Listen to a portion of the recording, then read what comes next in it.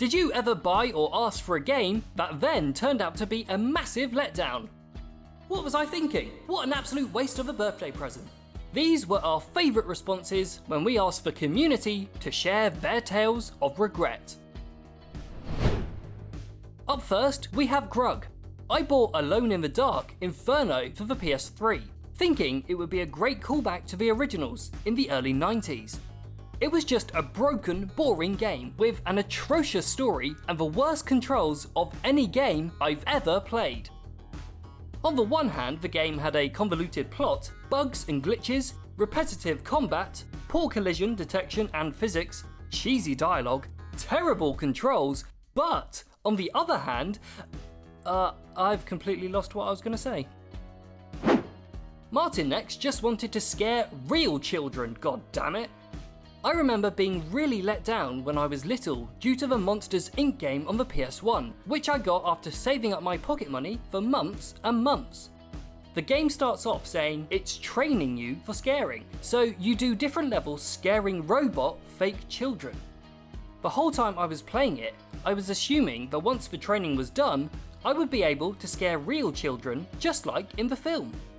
I was so devastated when I completed it in a day. The whole time I thought it was just a tutorial before I got to the real thing. What a massive waste of money. I was so upset that I even remember my dad calling the number on the back of the case, checking that I wasn't missing any of the game. Hello there.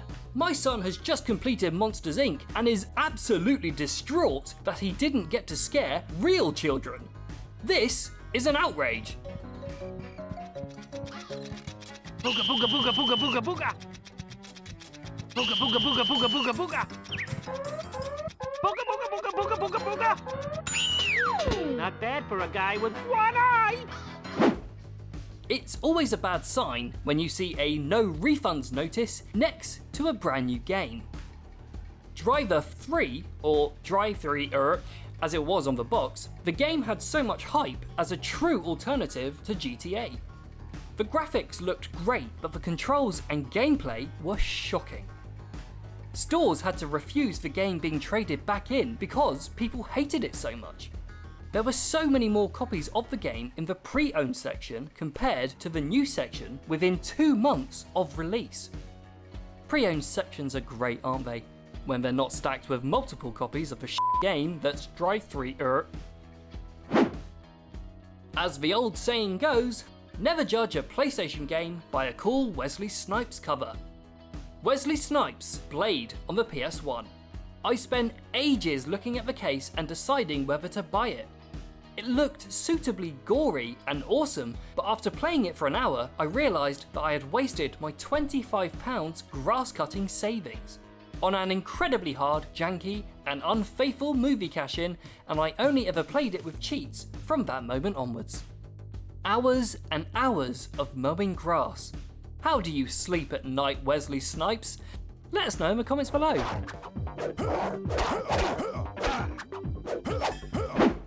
Ross is up next. Robot Wars on the PS2. I was a massive fan of the TV series, and this was a huge letdown due to the gameplay mechanics, unrealistic damage, storylines, repetitive commentary. The list goes on. Some things don't make sense in this world. Dark matter, quantum mechanics, and how any developer could f*** up a Robot Wars game. Moving in, having a go with that vicious spike. Scott's regret occurred after 50 hours of gameplay. For me, it was Final Fantasy X. The game was amazing all the way through, but the ending was a massive letdown. You played all of that just for the main character to cease to exist. I can relate, mate. It's like when you take somebody out on a lavish date and then they ghost you afterwards. You're like, darn, another one doing a Tidus. I feel you, player. Slightly better graphics wasn't enough for Steven. WWF Smackdown, just bring it for the PS2. Going from how great WWF Smackdown 2 was on the PS1, there was so much anticipation for how well the WWF would do on the next generation of PlayStation. Sadly, the game was incredibly overhyped, with the roster missing many notable wrestlers and the season mode being only 3 to 5 matches long. To make things worse, this was the only game I got for Christmas with my new PS2. I didn't think the game was that bad, to be honest. Turning the commentary off, however, is an absolute must. Stunner! Stunner! There's the finisher! I can't believe what happened! This will be an historic match. The fans are enjoying this. Watch out for his stunner!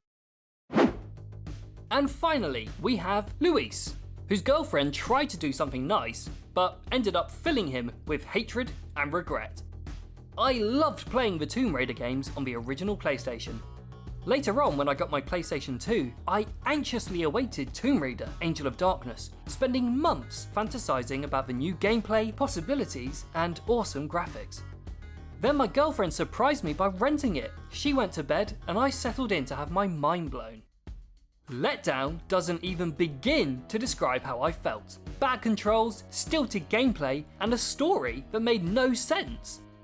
I gave it back to her to return the next day, and I deleted that save from my memory card.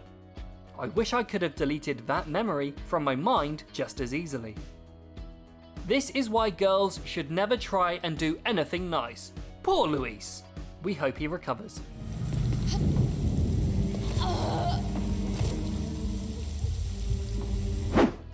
What are your PlayStation letdowns? We'll be back with a sequel in the future, so let us know in the comments below, and thanks for watching. Finisher! This singles match will be an important match. Magnificent match! What will happen next? You can feel the electricity in the air. For more videos like this, make sure to subscribe and hit the bell to make sure you don't miss any videos in the future. Cheers!